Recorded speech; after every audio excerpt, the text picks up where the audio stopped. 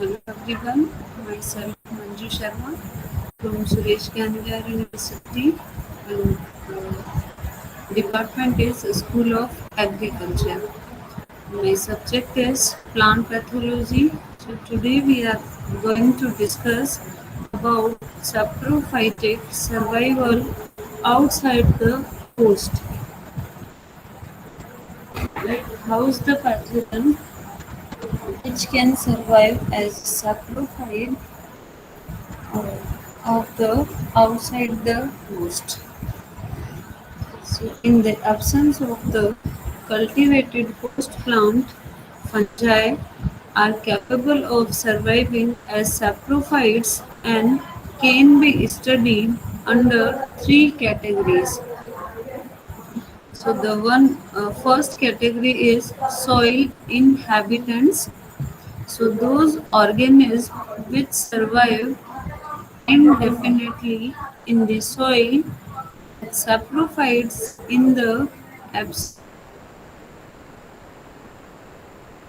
of host plant. Example species of Phytium, Rhizoctonia and Sclerotium. So these are the soil inhabitant. These organisms which can easily survive and they can survive indefinitely in the soil as a saprophyte. Another type is root inhabitants. So these are more specialized parasites that survive in soil close association with their host.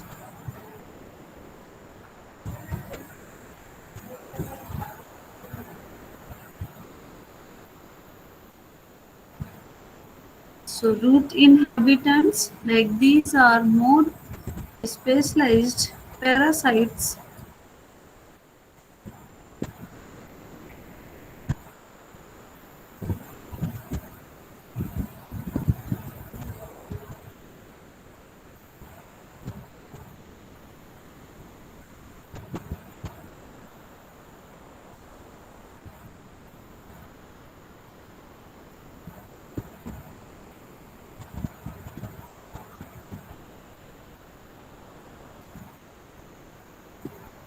That survive in soil in close association with their roots and with their host.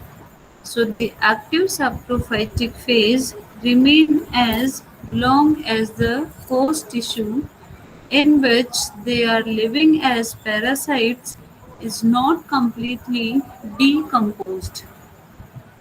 For example, species of Fusarium verticillium, that is vascular wilt causing fungi, and root rot of cotton, that is Pymetotrichum omnivorum.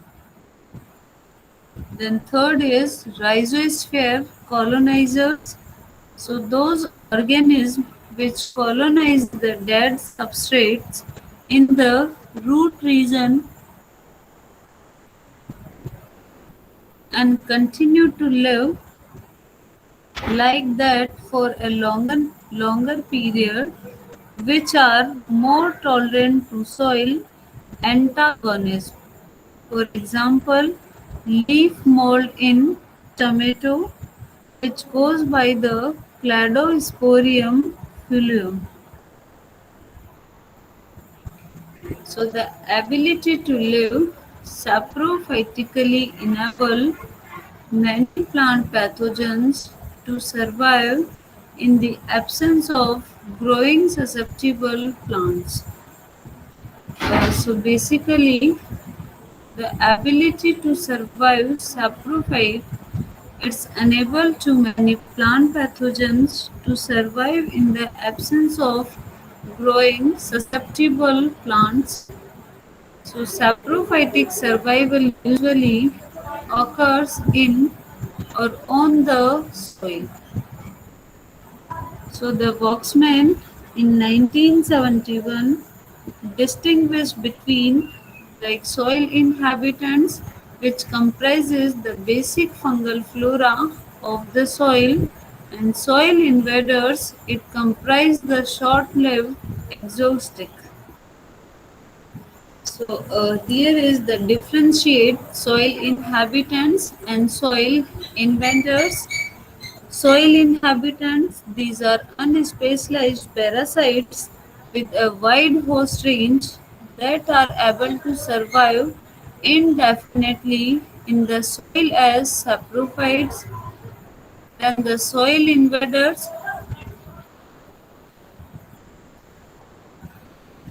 these are more specialized parasites that survive in soil in close association with their host. So the soil inhabitants, which include obligate saprophyte and facultative parasites, they are exopathogen. And the soil invaders, that soil invaders include facultative saprophytes, which are endopathogens, root infected fungi, and basically it will be infect the root. And soil inhabitants, they live in the soil, and whenever the host will be there, another host, then they can easily survive them.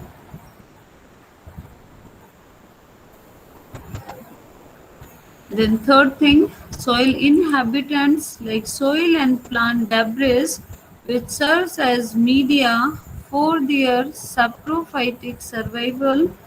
And the soil invaders, the active saprophytic phase, which remains as long as the host tissue in which they were living as parasites is not completely decomposed.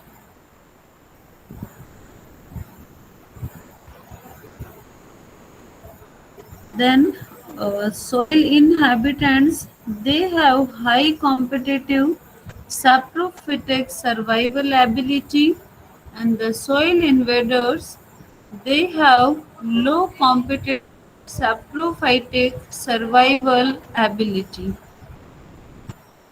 So the soil inhabitants, species of Phytum, Rhizoctonia, Sclerotium, etc., which survive as soil inhabitants for considerable length of time in absence of the host.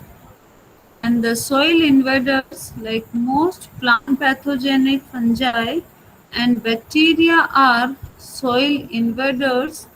Many soil invaders, vascular will causing species of Fusarium, verticillium, are soil invaders. So now let's look at the source which contains these pathogens. Like first is infected host as a reservoir of inoculum, saprophytic survival outside the host, dormant spores or other structures in or on the host or outside the host, and association with insects, nematodes, and fungi. Dormant spores or other structures in or on the host or outside the host. So basically, factors affecting the survival of pathogen in the soil are physical factors, high temperature, irradiation, desiccation, and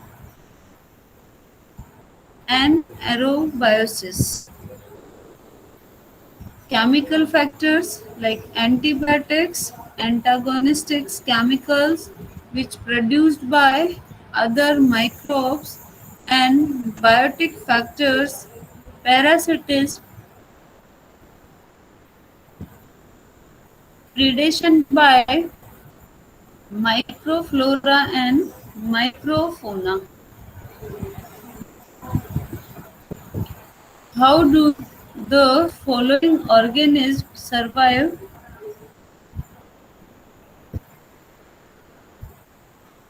first is plant viruses. So plant viruses have no resting stage and are transmitted through a continuous infection chain. Phytopathogenic bacteria, the plant bacteria, also do not produce resting spores or similar structures. They continuously live in their active parasitic stage or in the living host or as active saprophytes on dead plant debris.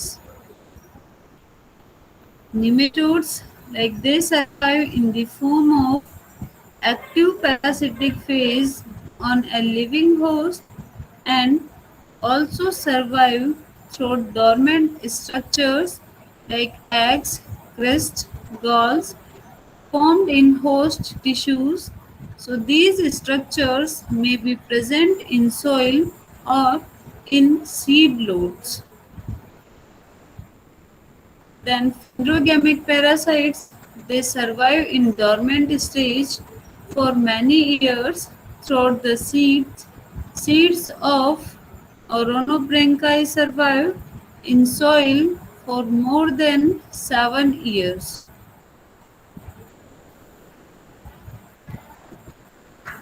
Fungi, fungi among plant pathogens. Fungi are the only organisms that produce spores analogous to eggs of nematodes and other resting structures for their inactive survival. So these dormant structures of survival can be classified in the following three categories. One is soil-borne fungi, second is seed-borne fungi, then third thing is dormant fungi, which structures on dormant on active host. Soil-borne fungi, in which first thing is dormant spores. So dormant spores are like conidia, that is peach leaf curl pathogen, and the name of the pathogen is Haperinia deformans. Chlamydospores, that is wilt pathogen, Fusarium species. Oospores, which cause the downy mildew fungi. Parithica, that is apple scab pathogen. Venturinia, and other dormant structures such as like thicked hypha, sclerotia, that is cottony, root fungus, sclerotium, then micro and rhizomorphs are Armillaria, Melica, etc. Then next is seed-borne fungi. Seed-borne fungi, basically the diseases which will be caused by the seed, and the fungi are seed-borne.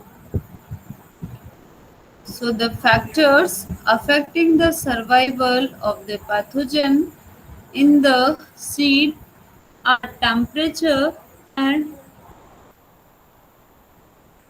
moisture. Externally seed-borne. So externally seed-borne are like dormant spores on seed coat. For example, covered smut of barley, grain smut of jawar, bunt of wheat, etc. Internally seed-borne, like dormant mycelium under the seed coat or in the embryo. For example, loose smut of wheat, that is Astilago tritricae. Then third thing is dormant fungal structures on dormant or active host. So, for example, in downy mildew of grapevine, powdery mildew of grapevine, apple, etc.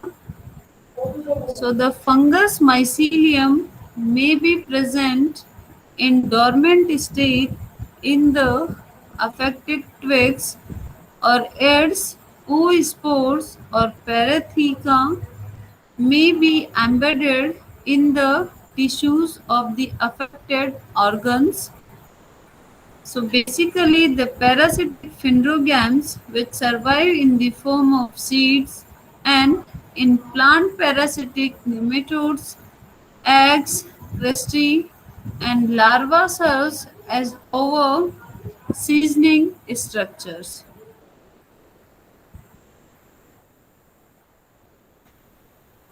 Then let's look at the source which contains these pathogens. So first is infected host as a reservoir of inoculum host. And third thing is dormant spores or other structures in or on the host or outside the host. Then association with insects, nematodes and fungi. Now, the next thing is survival in association with insects, nematodes, and fungi.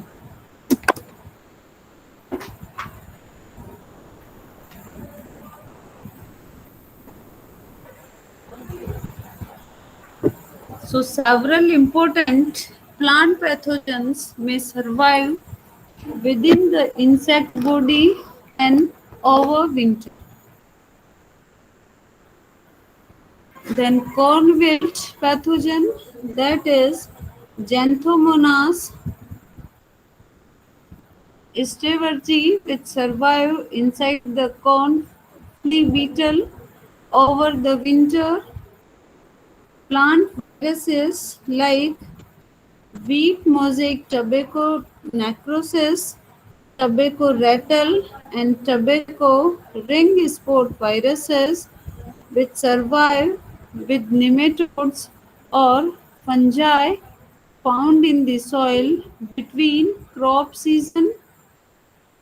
Tobacco ring spot is associated with the nematode that is Ziphinemia.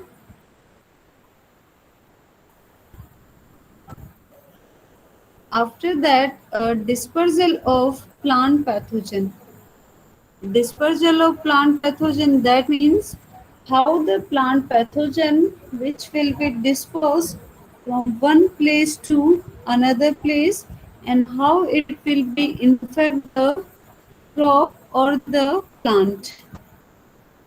So the second link in infection chain is the disamination of plant pathogens. What is dispersal?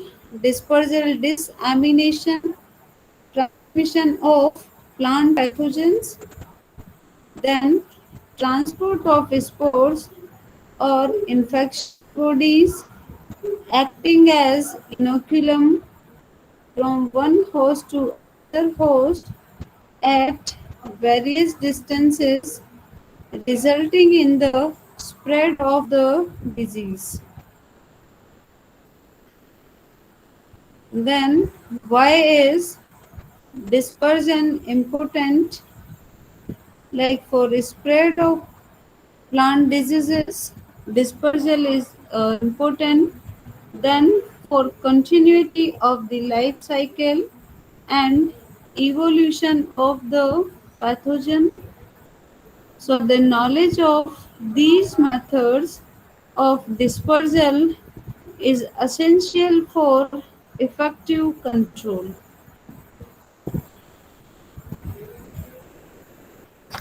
How dispersion takes place of fungi. The productions of asexual and sexual spores which followed by active vegetative growth in or on host tissue and are dispersed mechanically in time and space by various means.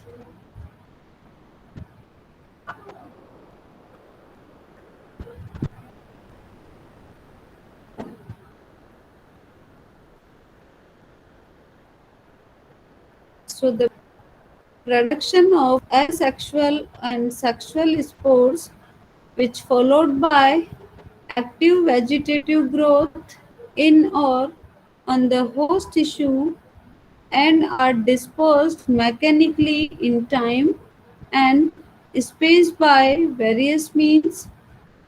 Then bacterial diseases. So the bacterial cells comes out on the host surface as ooze, so the tissue may be disintegrated so that the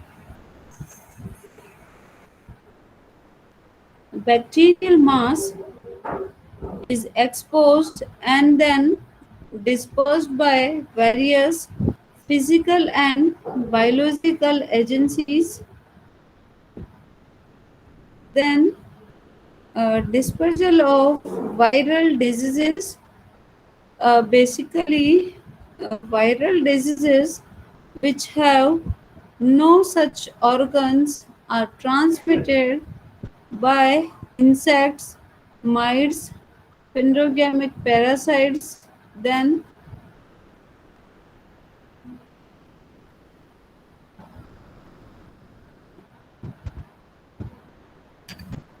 after that, autonomous or direct or active dispersal, and another is indirect or passive dispersal. So, autonomous or direct or active dispersal, in which the first thing is seed as the source of autonomous dispersal, that is contamination of the seed. Second is externally seed borne, and third thing is internally seed borne. Then indirect or passive dispersal, in which the first is animate agents. So first thing is dispersal via insects, that is apizoic or endozoic. Then second point, dispersal via mites, dispersal via fungi, and then dispersal via nematodes. For example, like nipoviruses and nipoviruses. Then in autonomous, soil as a means of autonomous dispersal, like dispersal in soil, three stages. First is contamination of soil, second is growth and spread, and third thing is persistent and dispersal by soil. And in indirect or passive dispersal, like dispersal via human being, dispersal via phenogamic parasites, then dispersal via birds.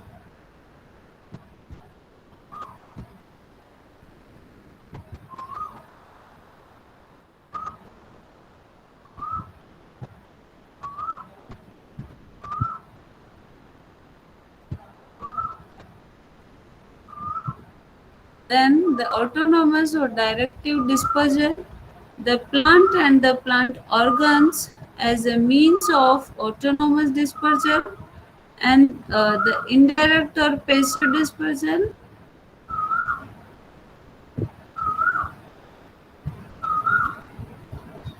So, in which like dispersal via wind, fungi, nematodes, bacteria, and dispersal via water.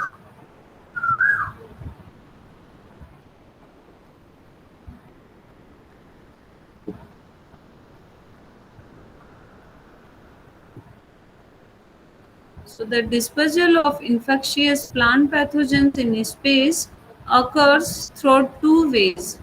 First is autonomous, direct or indirect, or passive dispersal.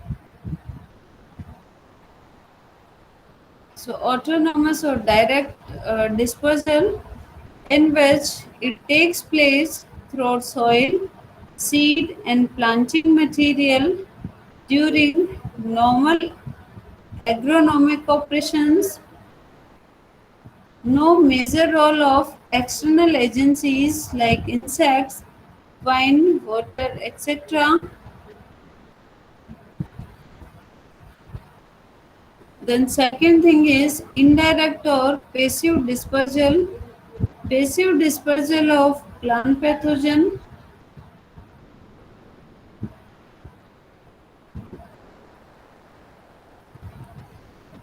So the passive dispersal of plant pathogens, which happens through animate and inanimate agents.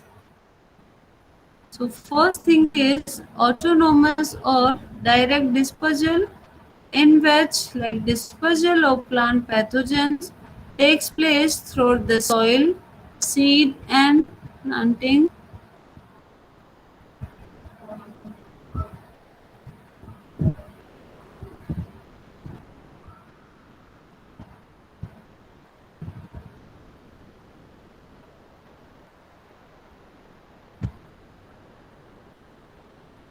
Dispersal of plant pathogen takes place through the soil, seed and planting material during normal agronomic operations. So there is no major role of external.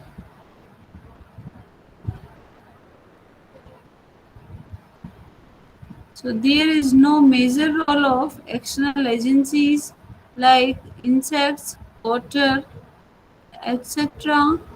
in this type of situation.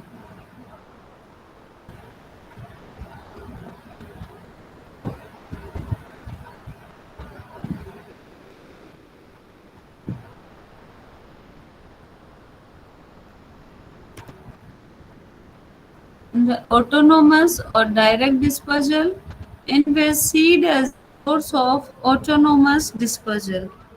So dormant structure of the pathogen are found mixed with seed loads and they are dispersed. Example, seeds of Cuscuta sclerotia of ergot. Bacterial cells or spores of fungi present on the seed coat are transported as long distances.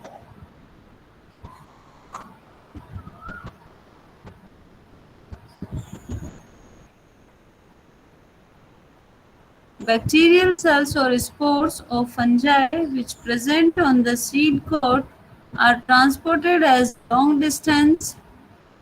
Then a dormant mycelium of many fungi present in the seed is transmitted to long distance, and there are three types of dispersal by a seed, that is contamination of the seed, externally seed borne and internally seed borne. So up to here we completed like how the seeds will be dispersed from one to another place. In next class, we will discuss in detail like contamination of the seed. Externally seed-borne diseases. Okay, thank you.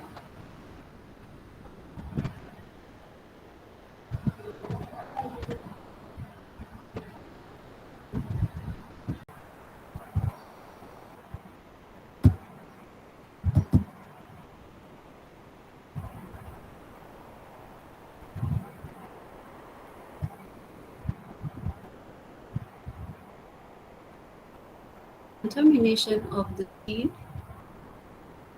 Seed-borne pathogen move in seed load as such contaminants without being in intimate contact with the viable crop seed. The seed, the pathogen or parasite, the host are mixed during harvest of the crop. So, in many cases, the identity of the seeds of the two entities and the pathogen is difficult to separate. For example, ismat of pearl millet and ergot of rye, ismat sorai, and ergots mix with the seed lot during harvest and threshing. Externally seed borne. Close contact between structure of the pathogen and seeds is established, so the pathogen gets lodged in the form of dormant spores or bacteria. Secondly, on the seed coat during growth of the crop or at the time of harvest and threshing. For example, short smut of sorghum, bacterial blight of cotton, loose smut of barley, etc. Then, internally seed-borne. The third category is internally seed-borne. The pathogen may penetrate into the ovary and cause infection of the embryo while it is developing, so they become internally seed-borne. For example, loose smut of wheat. Then a question is there like differentiate between seed infection and infestation. So first is the seed infection. So the seed is infected only when the pathogen has grown in or on it for some and establish its relationship with the seed tissues. For example, loose smut of wheat, where the fungus grows in the embryonic tissues and become dormant when the seed enters dormancy. Then, what is seed infestation? So, when the fungus or the pathogen is present on the seed coat and in the seed lot, seed is infested and acts as the transport of the pathogen. Then the second thing is the soil as means of autonomous dispersal. So the soil-borne facultative saprophytes or facultative parasites may survive through soil. Dispersal may be by two ways. First is movement of pathogen in the soil or by its growth in soil, that is dispersal in soil. Next is movement of the soil. There is also dispersal by the soil. Like different things are there, dispersal in soil and dispersal by soil. So first is dispersal in soil. Basically there are three stages. First is the contamination of soil. Contamination of soil takes place by gradual spread of the pathogen from an infested area to a new area. Then the secondly is growth and spread of a pathogen in soil. Once the pathogen reaches soil, it can grow and spread based on its ability to multiply and spread. Then the second thing is the adaptability to soil. It governed by high growth rate, rapid germination, better enzymatic activity, capability to produce antibiotics, tolerance to antibiotics produced by other soil microorganisms.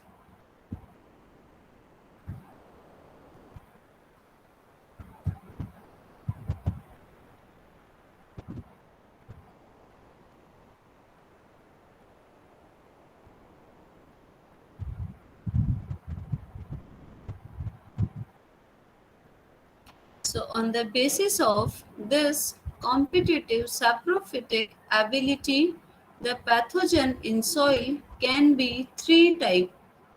So first is the specialized facultative parasites, may also call them saprophytes. So can pass their life in soil in the absence of host plants, but they depend more on the Armillaria, Ulela, Ophinibolus, Graminis, etc. The second type is unspecialized facultative parasites can pass their entire life in the soil. For example, Phythium species and Phytophthora species. Then the third is the soil-borne obligate parasites such as Plasmidophora brassica, the Synchytridium endobioticum require the presence of active host for their survival.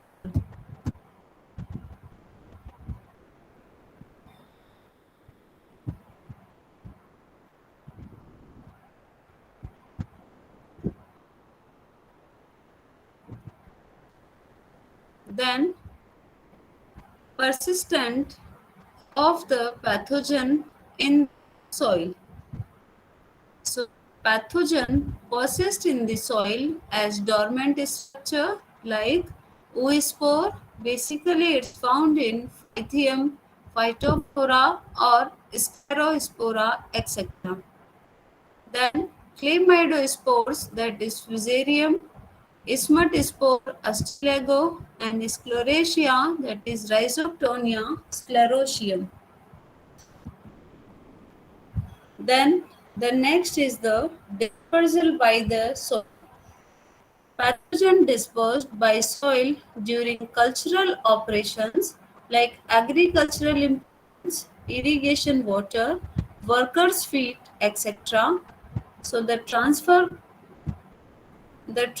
of soil from one place to another along with propagating material is the most important method of dispersal of pathogen. For example, transfer of papaya seedling from a nursery infested with Phytium aphanidermatum.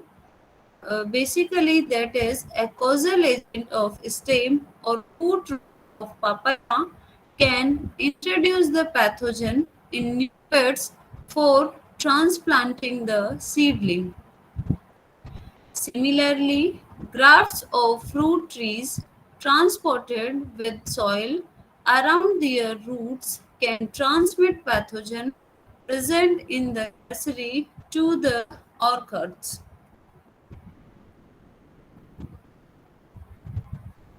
So the plant and the third type is the plant and the plant organs as a means of autonomous dispersal.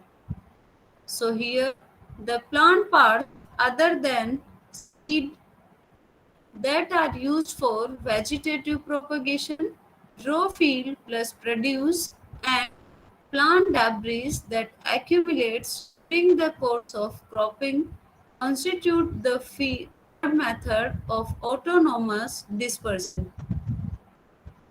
For example, late blight of potato was introduced in North America and in Europe throat seed tubers brought from the native source of the in South America. Citrus canker was introduced into California from Asia, and the climatic condition favored its epidemic in California. Then the second type is the indirect or passive dispersal. So the passive dispersal of plant pathogens happen through animate and animate agents. So first is the dispersal by animate agents. animate agents in which the dispersal via insect. So insects carry plant pathogens either externally epizoic or internally endozoic. The fungal diseases, the external transmission is of special interest in fungi which produce Conidia, Oika, and Spermatia. For example, the spermatial oozings at the mouth of spermatogonia in the Ascomycetes attract various types of insects, flies, pollinating bees, and wasps, which play a dual role via pollination and transmission of plant pathogens. The next is the sugary disease of sorghum and Dutch elm disease transmitted internally by elm bark beetles. Then the next is the bacterial diseases. The fire blight organism, that is Irvina annulovora, and the citrus canker bacterium, that is Genthomonas xenopedus, are transmitted by flies, bees, and ants, and the later by leaf miner. So the next is the cucumber wilt bacterium, that is Irvina trachyphylla, is spread by the stripped cucumber beetles and the spotted cucumber beetle. When the beetles are feeding on the diseased plant, the bacterium contaminates the mouth parts and passes into the gut of the beetle and the survive over winters inside the beetle. Thus, the beetle help the bacteria in two ways, for example, in their transmission and their survival. After that, viral diseases, more than 80% of the viral and phytoplasmal diseases are spread by different types of both aphid that belongs from Aphidaceae and leaf opers, order Homoptera, which contain largest number and the most important insect vectors of plant viruses. So, the certain species of mealybugs and scale insects, whiteflies, and tree hoppers in Homoptera also transmit virus diseases. Then the next one is insect vectors of plant viruses are few in true bugs. That is Hemiptera, Cypsis, Thiocenoptera. The beetles are from Coleoptera and the grasshoppers from Orthoptera. After that, mycoplasma diseases like plant mycoplasma like organism are phloem inhabitants spreads disease by insect feeding on phloem of plants. Mycoplasmal diseases are mostly transmitted by leaf hoppers, for example, Sesamum falciparum, which caused by Euryceus albicactus, and the little leaf of brinjal, which caused by Hemimonas phytix. So basically, there are some examples of vectors and virus. So the vector is Myzus persicki, and the virus are like beet mosaic, lettuce mosaic, potato virus, turnip mosaic, and beet yellow, which transmit by the Myzus persicki vector. Second is Acryophone pisum, which the virus are bean common mosaic, bean yellow mosaic, soybean mosaic, pea and mosaic, etc. Transmitted viruses are like Nephroterex, Impactis, Nephroteres, Negropictus, etc. And the viruses are raised virus, tree hopper transmitted virus. So the virus is the tomato pseudo virus, and the vector is the Merculis mellifera. Plant hopper transmitted virus like maize mosaic virus, and the vector is the Peregrimus maids, and the virus is the rice Hosa blanca, which and the vector is the Sagatodes oryzicola. And finally, the white fly transmitted viruses are like bhindi yellow, van mosaic, bhindi leaf curl, chili leaf curl, cotton leaf curl, papaya leaf curl, and mung bean yellow mosaic. And the vector is the Bemisia tabeca. So these are the viruses or vectors. So all the viruses which will be transmitted through the vectors, like stripes transmitted viruses. The virus is the tomato spotted wilt virus, and the thrips, tabecae, frankinellia, and Skyro thrips dorsal, etc.